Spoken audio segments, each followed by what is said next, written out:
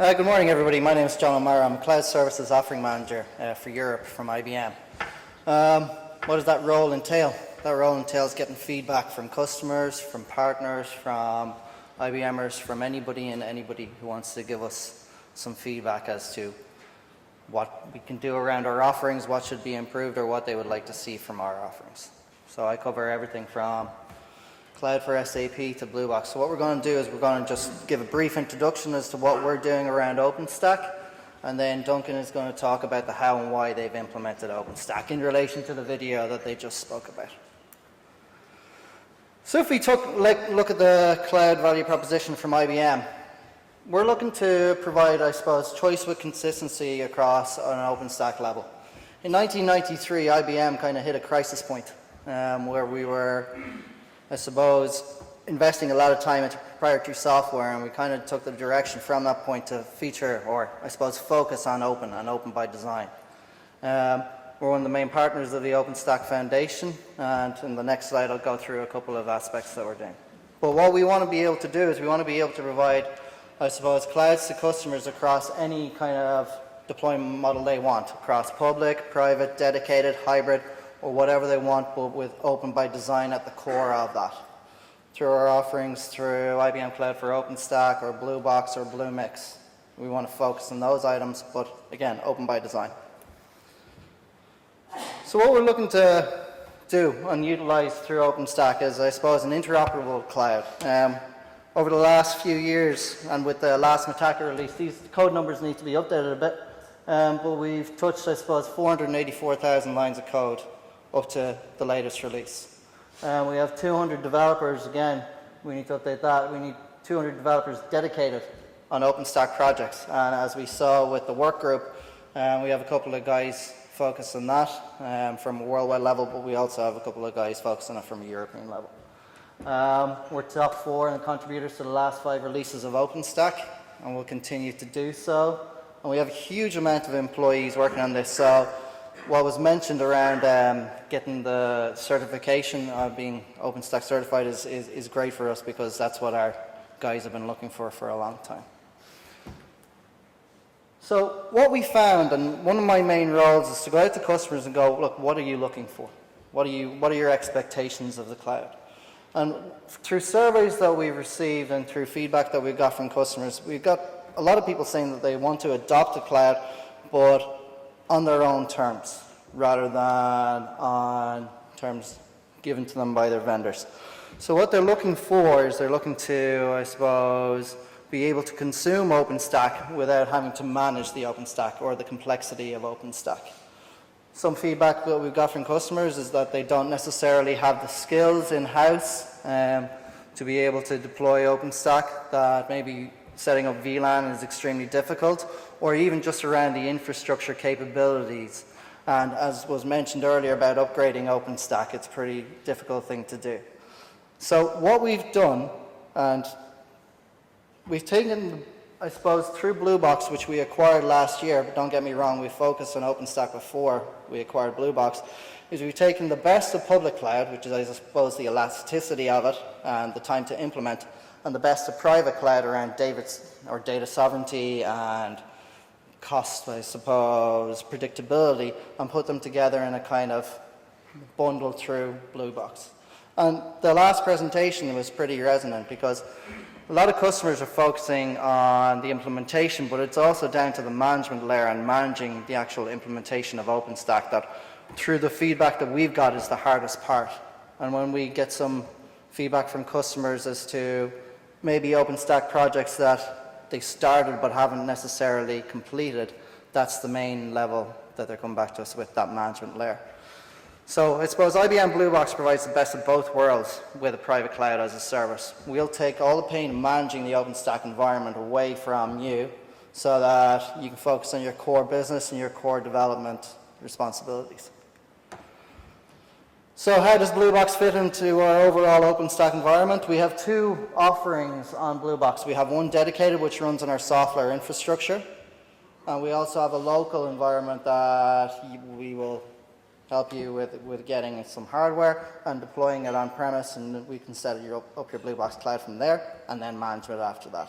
I suppose where we're seeing some interest in local is in regulatory or heavily regulated industries and also certain countries.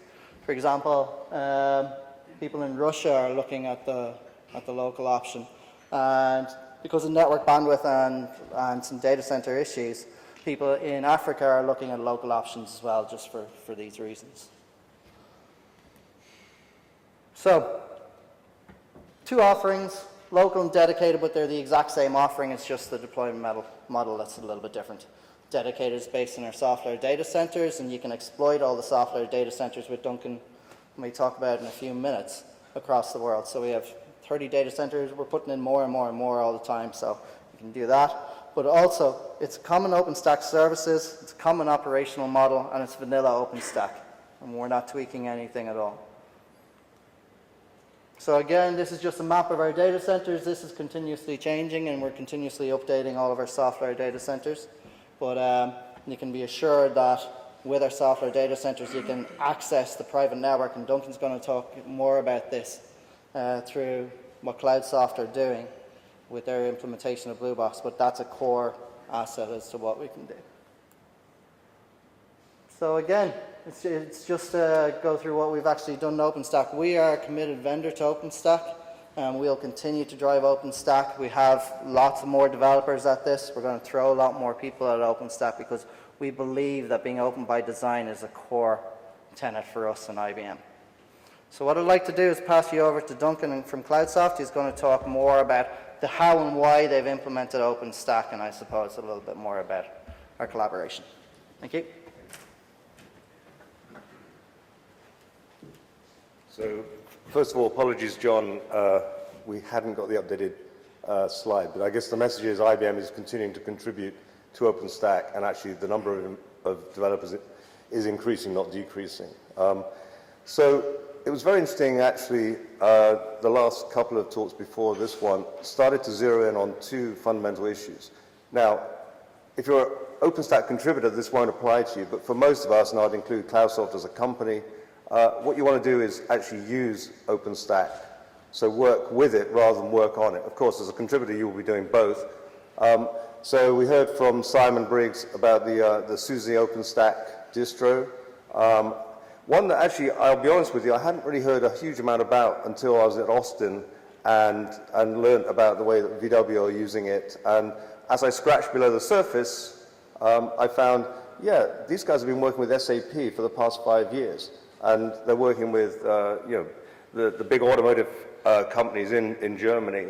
And so it's a great example of collaboration in industry, which is really where I think OpenStack is now headed. And having been involved in the OpenStack community for some years now, there was a seminal moment, I think, in Vancouver where people suddenly started talking about collaborating outside of OpenStack as a project and thinking much, much more about applications in particular. So Murano, which is a project you may or may not have come across, was one of the big news items at the Vancouver summit. And what it started to sort of reveal, I think, was a maturation of OpenStack to the point where, yes, there's always more that can be done. You know, you can do tons more with security, with networking, et cetera, et cetera. But what was really critical, I think, was the attention focused on how do I actually exploit OpenStack. And so as a company, as Cloudsoft, you know, that's really what we're interested in doing. So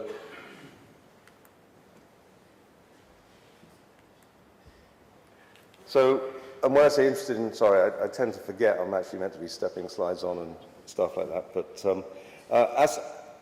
as a company, for us, it really is about how do I exploit, you know, cloud or clouds plural.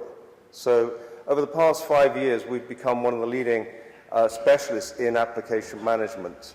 As it says there, with the founder of the Apache Brooklyn open source project. I'd commend that to you because, not because we created it and initially contributed it, but because it's become one of the areas or focal points for actually being able to model, deploy, and manage applications in a way that is independent of the underlying infrastructure. So although I'm here talking about running on OpenStack, we can also run on a wide variety of public clouds as well as running on physical and virtual infrastructure. The point about a blueprint it's just like a blueprint for a house. I can go build that house in many different environments on many different terrains. There are some probably where I wouldn't want to build it, like in a desert where there's no utilities. But in the main, the idea is that that blueprint gives you the ability to take an application, understand its structure, and then deploy it anywhere that suits you, or in some cases across multiple environments. At the heart of what we're doing is something called autonomics. So, hands up who's heard of autonomic computing? Couple, okay. Have you heard about autonomous nervous systems? Good. So luckily, what keeps you alive, what keeps my heart rate hopefully within safe working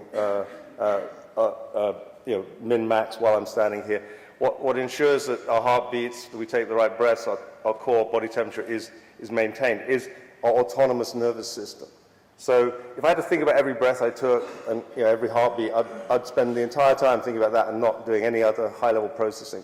Autonomics is the same idea. It's saying, what I want to be able to do is create closed-loop management of X. And in this case, we're talking about applications.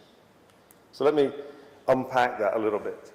The idea, fundamentally, is that I can monitor my environment, I can analyze the data I'm getting back from that environment, the sense data, and then I can act on that. So think of it as, what we're doing is really two key things. We're taking a model that's an abstract specification of an application or service, defining its topology, the dependencies between different components, and most importantly, the best practice from a management point of view. We're taking that, that's a class if you're object-oriented, and then we're instantiating it somewhere on something. And then what we're doing is we're actually constantly monitoring its behavior, getting information about the environment, about the application, what it thinks is going on, what's happening around it, and using that information, processing that information, and then taking corrective action if need be, scaling out that application, migrating it to another part of the environment, or fixing something, detecting an issue and rapidly fixing it. All of this going on without the need for a human intervention.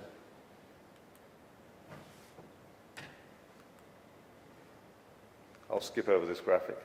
You get the general idea. These little blue things are blueprints. We spend a fortune on animation, as you can tell. So let's look at three, I think, key use cases. And people ask me, where should I start? And the answer is wherever it's appropriate for you as an organization. So if you're an enterprise just starting out, the likelihood is you'll be focusing on an existing set of applications that mean a great deal to you today, and you're looking at opportunities to maybe migrate some or all of those to a cloud-based infrastructure. So that's probably a good starting point. On the other hand, you may already be experimenting with what people sometimes call sort of mode 2 applications. You're using something like Cloud Foundry, and you're developing applications that are essentially cloud native, but you need to be able to actually consolidate those with your existing environment. For example, you're writing a retail app. Great. Now you need customer data. Where are you going to get that from? Well, you're going to go to your systems of record and pull that data through. You're not going to copy it or anything like that. And then finally, you're in the cloud. You're full on. You're using containers, Kubernetes, you name it. We think all of those use cases are important use cases that need to be addressed. So let's look at each one of those in a bit more detail. So you're a very quiet audience. Let me try another question, to which I may get a few more hands raised. How many of you have moved house? Okay. Those of you that didn't put your hands up, I guess, you'll experience this at some point. So moving house, you can do what I've done many times over, which is I have a bunch of boxes in my garage, which I haven't opened since several moves previous, and I just stick them on the van and I move them to the next place. That's lift and shift. I've forgotten what's in those boxes. In fact, it's probably, rubbish by now, or it's paint that's, completely solidified with age, or whatever it is. So lifting and shifting is not a smart move. However, taking a step back and looking at your applications and trying to understand their structure. So what makes up your application? Typically, there will be more than one component. Typically, those components will have interdependencies. And you'll also have a good idea, hopefully, of how you would, in general, manage that application. So take all that knowledge, don't throw it away, but codify it, put it into a blueprint. And then, once you've got that blueprint, you can then use it and target an environment of your choice. And the nice thing about this approach is that that includes targeting your existing environment. So there's nothing that says you have to move everything into a single environment, be it a public or private cloud. In some cases, you may want to use the cloud for dev test, but then actually run the same application on-premise. That's perfectly legitimate. There's nothing wrong with doing that. I mean, if somebody says, and they did a few years ago at the beginning of the sort of whole cloud revolution, private cloud is false cloud. That was Werner Vogel's. Well, of course, Amazon would tell you that and would say that. But that's kind of hubris, to be honest. And hubris has got Amazon a very long way, and they're fantastic and great at what they're doing. But there are some things where I think, coming from the enterprise world, I'm much more interested in practicalities of how do I actually exploit this, but also perhaps reuse some of my existing environment, or for reasons, as John was saying, of data sovereignty or governance, run some of my workloads on-prem. I can still exploit that blueprinting to actually enable that. Another, and I think equally interesting use case is, I'm using something like Cloud Foundry, or in this case it's Bluemix, which is the IBM flavor. It could be Pivotal, it could be Atos, it could be HPE, it could be Swisscom. There are 9, at this point, 9 going on 10, probably by the time I finish speaking, a dozen Cloud Foundry certified providers. Those are all providers who've actually been run through a certification process that that if you move from one to the other, you'll get the same experience. And so we're very focused on supporting those Cloud Foundry certified providers and giving them the ability to reach back into the enterprise. So the idea here is same thing. I want to stand up a blueprint that in this case either sets up a service that is a shared back-end service or actually ties me into an existing database or data source. So back to that use case, if I'm writing my retail app, I still need access to the customer relationship management database. Equally, if I'm in the finance department, I'm writing a finance reporting app, I need to be able to see the finance database, but I don't want the retail guy to see the finance database. All of that is around operationalizing the use of something like cloud. And operationalizing it, managing it, is incredibly important. So then finally, the fun stuff. You want to stand up, let's say, a cloud-based environment, a container-based environment on a cloud.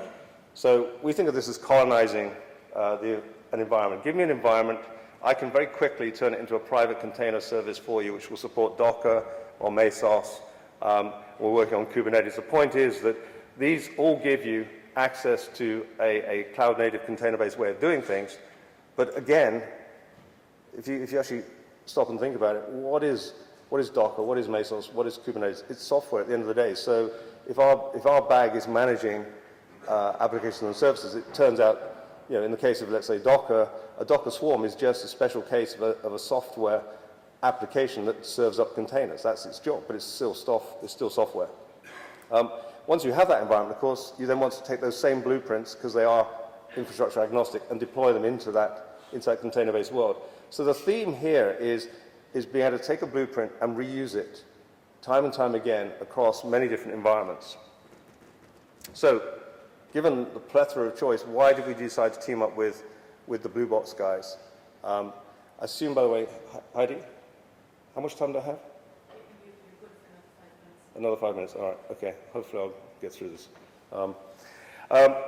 So we wanted to take our own cloud management platform, AMP for short. So we're really good, not just on fancy graphics, but on really clever marketing, like Cloudsoft AMP, Application Management Platform, nothing fancy. But we wanted to be able to deploy that, not in a single location, but across multiple locations. We wanted to be able to actually demonstrate in a real-world way how you can actually roll out a distributed application. So here's a concrete example. I want to do multi-site database replication using something called REAC. So REAC is an open source project. So typically a key value store. There's now a time series variant, but it's maintained by a company called Basho. So Basho have an enterprise version of that comes with this multi-site replication.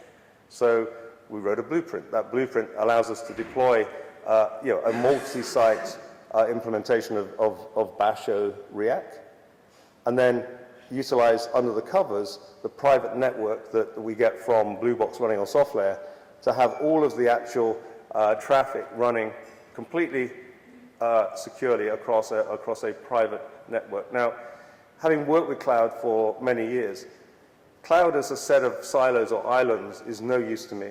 I want to be able to have a cloud or set of clouds that are interconnected. And I want to be able to do that in a very effective way. So if you've not looked at or don't know anything about software, just take it as read that it's a large number, 40 and increasing, data centers around the world. But that wouldn't be very interesting, frankly. But it's the fact that everywhere they go, whenever they stand up a new data center, they tie it back into their private network. And that private network is not just for administration and management, it's for client data. So what does that mean? That means that I can create a virtual private cloud that can encompass the entire world. So wherever I stand up or have an account with software, I will have access to VMs running anywhere else in the world. So when they acquired Blue Box, what interested me was not just being able to run Blue Box in a software data center, but actually being able to tap into that core networking. So if you're familiar with the notion of a shared private network in OpenStack, it's pretty neat if you can have a shared private network in each of your Blue Box locations that is a segment of the same underlying 10.0.0.0 address space. Completely private, all yours, just have at it. But the great thing is each of those segments is automatically wired up. So we've done a real-world use case of this using something called Hyperledger. So Hyperledger is a new blockchain project. We're big into the Linux Foundation, and so as well as being an Apache Software Foundation member and contributor, we're very much involved in a number of the Linux Foundation projects. So one of those is Cloud Foundry, obviously. There's another one called the Cloud Native Foundation. That's where Kubernetes has landed. And a third, which is much more kind of industry or sort of not industry application specific, is Hyperledger. So Hyperledger is an initiative to actually build out a standard way of standing up blockchain networks. And so we've actually taken Hyperledger and we can run a fabric, a Hyperledger fabric across, in this case, it's San Jose, London, and Singapore, representing a global footprint, where I can control the number of validating nodes in each of those locations. But more importantly, all of those validating nodes are in fact linked together on a single private network. So blockchain as a core foundational technology is going to be really, really important as we move forward in terms of a new way of doing transactions. It's going to be as important ultimately as the web was itself. This is not Bitcoin, this is blockchain, this is the underlying technology that enables that. And in the case of business, what that actually means is creating permissioned networks where there is a whole process of authentication that essentially is proof of identity that allows you to participate in that blockchain. So it's not proof of work. So we're not asking you to sort of run up huge electricity bills in order to participate. What we're saying is there's proof of identity, and that allows you to then transact with other people within that network. So that might be a network sharing data around things like share ownership, which if you follow things like the Panama Papers, it's a pretty murky world. Well, having a blockchain service that tracks ownership will be hugely simplifying and increase the transparency. Just one example. So in summary, and I will be quick, we think of this as taking the idea that people like Angel Diaz, VP of Open Technology at IBM, calls open by design. Take that idea and take this notion of having choice to do with what you want on the cloud, but with consistency. We think that's a full stack consistency. It's not just at the infrastructure layer, it's not just at the platform layer, it's at the application and solution layer. So with that, I'll just, one other very, very expensive graphic to close with. This really shows how we see the world evolving. So I've got my Blue Box environment. I can stand up Cloudsoft AMP on that. I can deploy new services. But it kind of gets more interesting if I then tie that into something like Bluemix, or it could just be a plain vanilla Cloud Foundry environment. And then I create that linkage, that service broker that actually ties me in. And then finally, that lets me pull in either existing data or stand up new services. So we think that using and working with OpenStack rather than contributing to it is our mission, and something which we hope will make it more accessible over time to many other users and enterprises out there. So on that note, I'd like to say thank you for your time.